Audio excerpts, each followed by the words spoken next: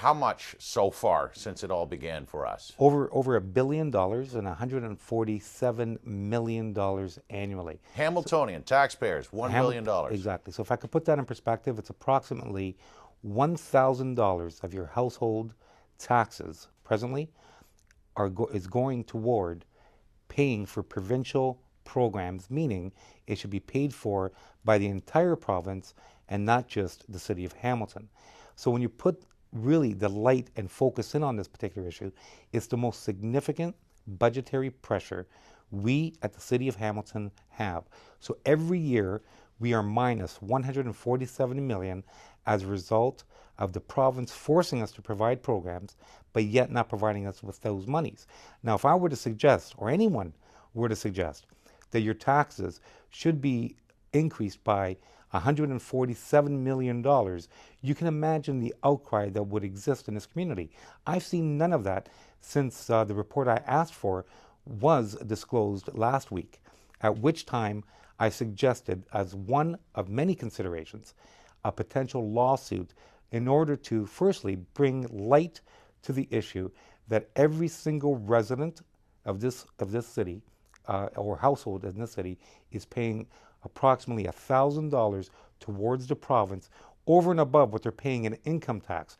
And we all know that the average household in this city is paying anywhere from $2,500 to $3,000 a year in municipal taxes. Well, just so you know, 1,000 of that is going over and above what you're paying in income tax. And when you sit down and do your taxes this year, look at the number that you're actually paying towards provincial and federal taxes, add another $1,000 to $1,500 to that, because right now we in the city of Hamilton are subsidizing the province and the city of Toronto. We're subsidizing them? I mean, this money's going outside of the city? Absolutely. What's happened is this. They're saying to us as a city, you legally must provide the following services.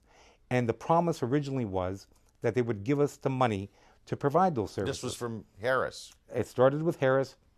Dalton McGuinty had promised to reverse it. He has started to reverse some of it. He already reversed it in Toronto, which means we are actually subsidizing Toronto, Peel, Halton, and we have some of the most impoverished people in the city subsidizing some of the wealthiest areas. Why of won't the city. he reverse it here if he's reversed it in Toronto? Well, that's a good question. If the local media, particularly the Hamilton Spectator, will look at this issue and basically emphasize the fact that Dalton McGuinty should be in damage control, and not anyone suggesting, like myself, who has stood up on behalf of the residents of the city and say, this money needs to be paid to the city of Hamilton. The hardworking people of the city are overtaxed. It's not because of amalgamation. It's not at all because of the old city of Hamilton. It's all because of two provincially mandated programs, market value assessment and this downloading issue. Those two issues have created tax hell in the suburbs, and we have people in Flamborough and in Lancaster and in Dundas suggesting the old city of Hamilton is responsible for those tax increases. Well, I say that's BS. The reality of the issue is we are being shortchanged by Don McGuinty and the provincial government of $147 million a year, and you should demand that the Spectator further this particular issue to the forefront to ensure that we don't continually get ripped off and then beg for forgiveness. And I'm not quite sure why they were the voice of a slum bar owner in 2006. They claimed to be the voice of our community, and now they're the voice of Dalton McGuinty. This was your concern, I guess, 3 weeks ago when you brought up the initial idea of suing the province to get this money? That's correct. And you just weren't getting the attention from the mainstream media that you thought you should be getting on this issue. Well, that's basically what it boiled down to. And since if you received some attention? Well, what occurred was a report was before us. Nobody seemed to give it the light of day, either because they don't understand it or they chose to not understand it. Does that include your fellow councillors?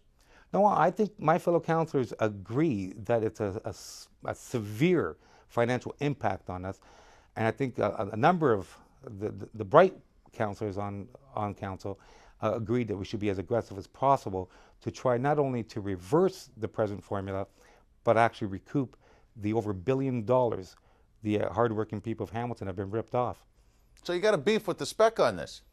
Well, I have an issue with the spec on a number of fronts, but but on this particular issue, truly, you would think an issue of this magnitude. Imagine that we could decrease your taxes by nearly 40% just on this one issue. And the spectator decides to demonize me because I'm not playing nice with the province. Well, frankly, if I'm not playing nice with the province, that means the spectator who's defending the province are playing a little too nice to the province and not to the community, which they claim to be the voice of. So to simplify, what would your message be to the citizens of Hamilton on this issue, and to better understand it? Basically, what it comes down to is that when you're paying your municipal taxes, look at the bottom line. If you're paying $3,000 or $5,000, 1,000 or more approximately is being paid for towards provincially forced programs on this community. Also, when you look at the fact that in Toronto they uploaded social services, we are subsidizing that indirectly as well. So, in essence, the province, we should be storming Queen's Park right now asking for a reversal in this formula. And anything short of that is truly not representing this community or being a voice of this community. All right, you've since dropped the idea of a billion-dollar lawsuit to try to recoup these monies. Where do you go from here then? Well, basically, what was approved by council is that by me excluding the potential lawsuit, I did emphasize that we would look at all options available.